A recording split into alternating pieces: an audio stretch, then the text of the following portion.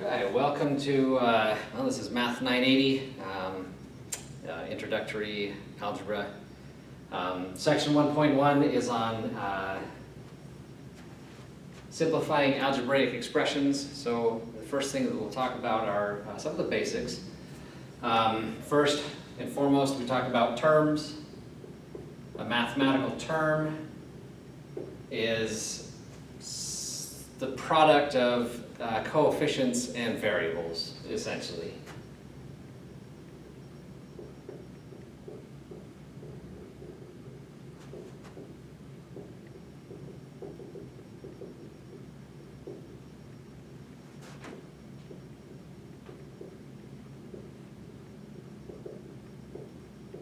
Right.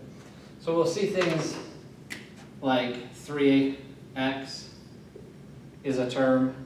We'll see things like, say, maybe 5y is a term. We might also see bigger things like 24xyz is a term, right? These are each terms. That's a term, that's a term, that's a term, right? In each of these terms, we have typically a number. This is called the numerical coefficient, but most of the time we just call it the coefficient.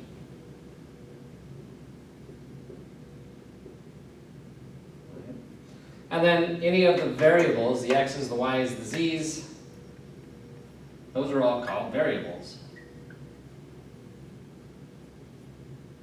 Sometimes it's just one, in this case the x, in that case the y.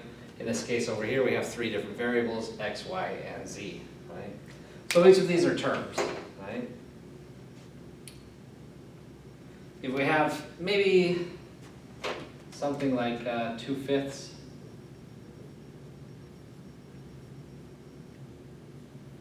x squared y to the third, right? The coefficient is 2/5. The variables are x and y, right? The fact that they're raised to a power, we'll deal with that later. We still have the variables x and y.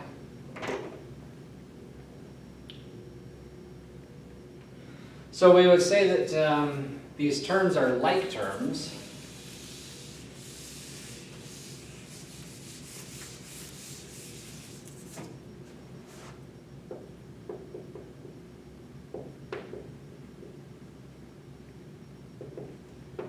If they have the same variables, right?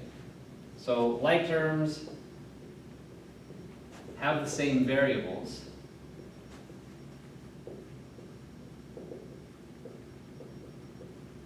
And all of those variables have to be to the same power.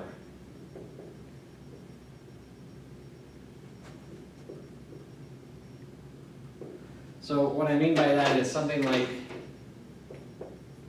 5x and 10x both have an x to the first power, so they're like terms. 3y and 2y, right? If the only difference between these two terms is the numerical coefficient, then they're like terms. So I could have something like, say, 10x squared y to the fourth is a like term with whatever, 42x squared y to the fourth. They have an x squared, they have a y to the fourth, the x's are to the same power, the y's are to the same power, so they're like terms, right? Things that are not like terms would be something like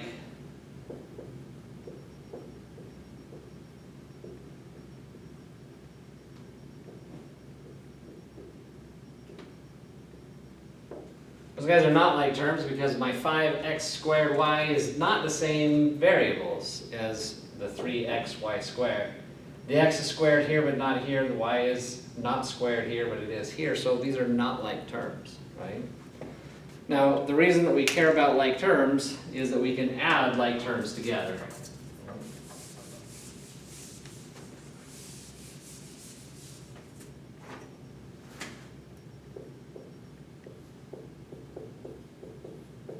I can combine these two, right? 5x plus 7x, I can combine them together. There's 5 of them, 7 more, right? 5 apples, 7 more apples.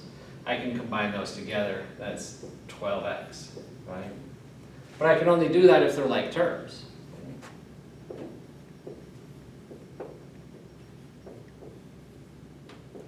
3y added to 4y, 7y, right? I can do that again because they're like terms. If I have things that are not like terms, there's nothing I can do with this, right?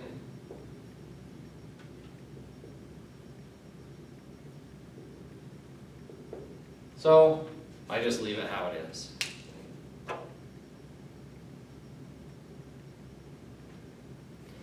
So we might see things get a little bit bigger than this.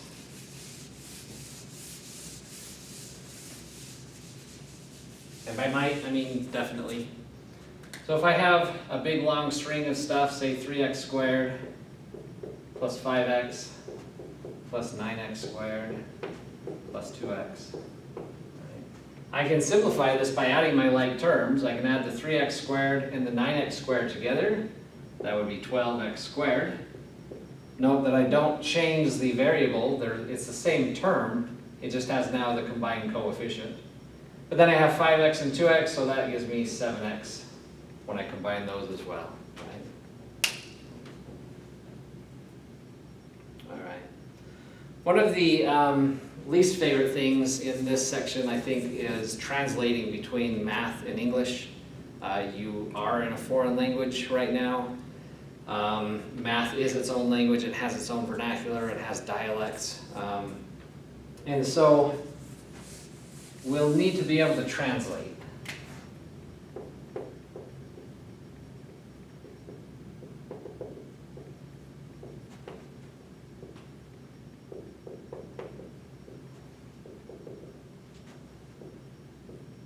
And we'll go back both ways, right? English to math and math to English. But we'll start here translating an English statement into math, right?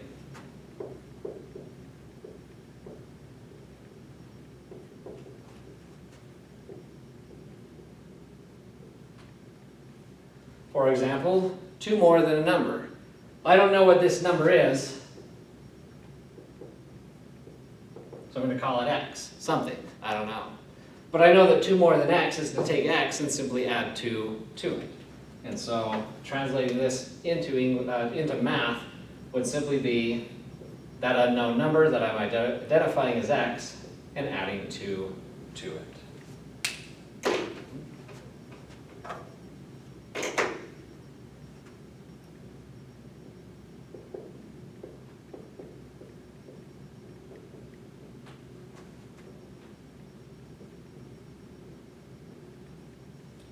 Six less than a number, right?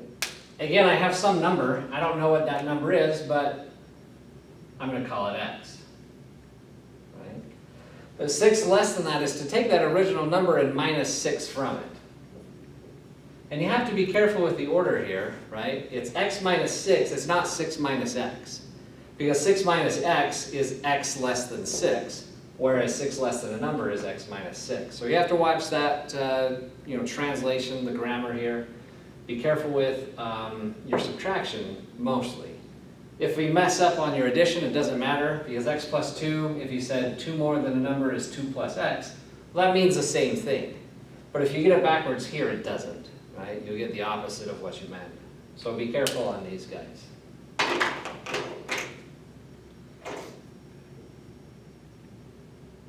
Let's take a look at one more of these.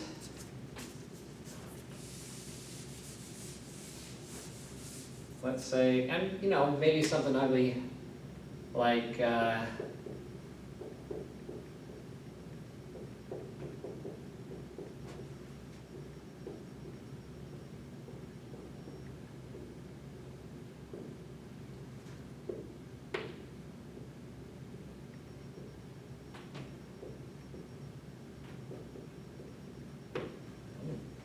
product of 3 and the number increased by 4, right? But the product needs 2 things. Product means something multiplied by something else, and those 2 things are 3 and some number, x.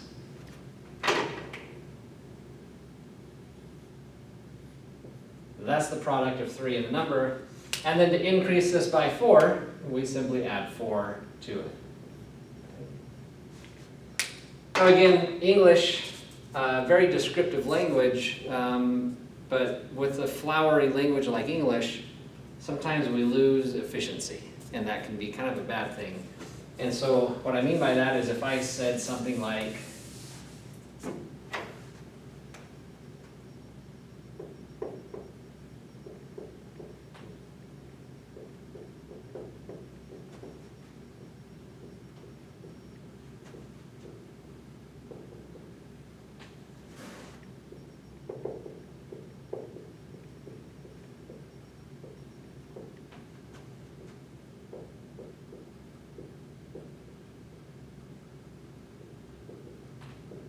alright, that's a lot of words. The product of 7 and the difference of a number and 6. Right? It's weird, but again, you have to kind of think mathematically for this to make sense, which is why we've created the language of mathematics, because if you walked around saying stuff like this to everybody in your daily life, nobody would want to talk to you. Right? So the product, right? Once again, I have a product, so that means I have something multiplied by something. I don't know what those things are. All I know is that I am dealing with the product, right? Those two things are, well, 7 is the first thing, so that's just 7. But the second thing is another operation, is the difference of something, right? So I have the 7 as the first thing in my product. The other thing in my product is a difference, so I'm going to put it in parentheses. Let me get rid of these big circles, because it looks goofy. But I have a 7 being multiplied by, and since it's a difference of something, then I'm going to put that in parentheses and write the difference inside the parentheses. The difference requires two things: the difference of a number and 6, right? And this is extremely efficient to look at, right? It's very inefficient to explain it to somebody in English. So mathematically, this is why we have mathematical notation, right? If we walked around like this, again, nobody would want to look and listen to us. Nobody would know what the heck we were talking about half the time. So we have our mathematical notation. Right? So that's basically it for chapter 1.1. 1.1 goes pretty quick. It's pretty basic. So jump in, do the homework. We'll talk about this on our first actual in-class meeting, so do your homework, and we'll see you guys then.